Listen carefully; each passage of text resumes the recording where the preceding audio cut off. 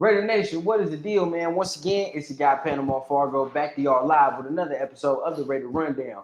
And today, man, what we're going to be going over is the keys to victory for the game in Buffalo, right? We're going to go over what I think the Raiders need to do to pull out a win in Buffalo. So without further ado, let's go ahead and get the intro started and let's get into it.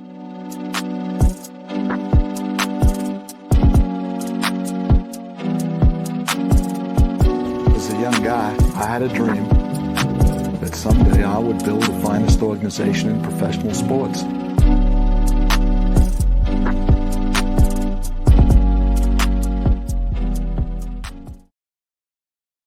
Raider Nation, what is the deal, man? Like I said, it's another episode of the Raider Rundown. Make sure you guys are tapping on the like and subscribe button, and please hit on that little notification bell so you get updated whenever I drop episodes like this one right here. But like I was saying, man, we got to go over the keys to victory for Sunday's game versus Buffalo, man, and what we need to do to come out with a W. So without further ado, let's get into it. First key, not a surprise.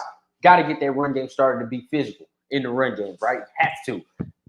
If we're doing that, that one allows Josh Jacobs to then dictate the tempo of the game and keep Josh Allen on the sidelines. Okay, it allows the Raiders offense to keep that explosive Bills offense on the sidelines and dictate the tempo. Like I said, look, we need to go ahead and control clock for this game. Okay, regardless of what it is, they're still a quick striking team. They can strike at any moment, and you don't want to allow the Buffalo Bills offense to then get hot and then start to streaking as they do, right? And if you allow them, they will find a deep shot. They will find a weakness in your defense. So the way to combat that is just keep his ass off the field and dictate the clock with the run game. And that's exactly what I expect the Raiders to do. I expect Josh Jacobs to get 20-plus carries this game, right, and really get himself established. It was tough sledding in Denver, but this is a little different defense. We saw what the New York Jets did against the Buffalo Bills defense.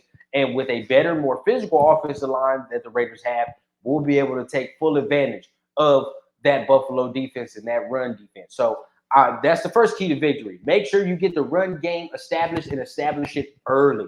First key to victory. Second key to victory, win the turnover battle. Okay, we cannot have another red zone turnover like we did. All right, this team right here is too good, and they will end up capitalizing on our mistakes. What we need to do is play mistake-free football and make them make all the mistakes, right? Like I said earlier in the week, all the pressure is on Buffalo to win this game because all the pressure that Buffalo has is Super Bowl aspiration. You feel what I'm saying? We are playing with house money because at the end of the day, nobody expects shit from us. Everybody's already picking us to lose this game.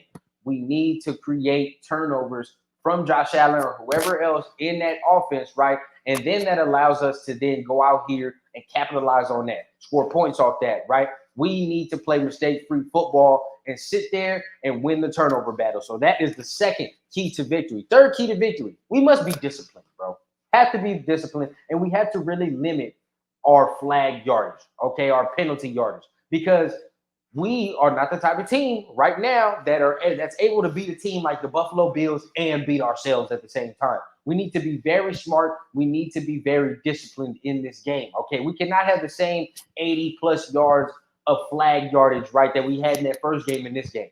Like I said, Buffalo's too good of a team. They will overcome that. They can win a game like that. So at the end of the day, you cannot play yourself and play Buffalo, okay? They're too good of a team for that. So all you need to do right now is be disciplined, be smart, okay? Some of these flags that we were getting, like I said, although they were ticky-tack at the end of the day, we need to put ourselves in good position to make sure that we're not getting those flags or at least getting the flags on the other way.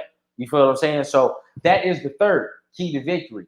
Be disciplined with the football, okay? Fourth key to victory, we have to stop their run game. And I'm not saying that like their run game is just all out of this world, but you have to make them one-dimensional, right? Like I said earlier, I believe that Josh Allen is their run game. I really do. And I think that, come hella high water, if it comes to them getting 2 yards or 3 yards, he's going to take off and do it. You feel what I'm saying? But then that puts it to the mindset of that hero ball shit. And that's kind of where he gets in trouble, where he feels like he has to do everything and keep everything on his shoulders.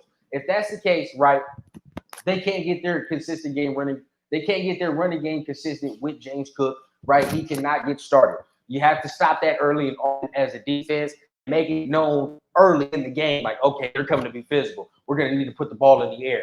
And if that's the case, there are chances to get to the quarterback. There are chances to take the ball away as well, the more they put it in the air. So at the end of the day, make sure you're stout in that run game and make sure we're stopping their run game. That shit can't even get started. I don't even want to see that shit get started. Last but not least, man, last key. You have to put Josh Allen at least in some type of duress, okay? He has to be under some type of duress for us to get some type of turnover, generate some type of turnover-worthy play. Okay, now he can't just get back there and get comfortable, get to patting the ball, because at the end of the day, he'll run around and find somebody like we're used to seeing against this Raiders defense, right? We need to be more stingy, and we need to contain the edges this goddamn game. For the love of me, I'm going to go crazy if I don't see our DNs contain the edges on Josh Allen. Because if you allow him to escape the pocket and you allow him to buy more time, he's going to find somebody. We saw what Russell Wilson did last week against his defense. And albeit, you know, it's Russell Wilson, but I said earlier in the week, against better, stiffer competition, it's going to look worse than what it looked, right?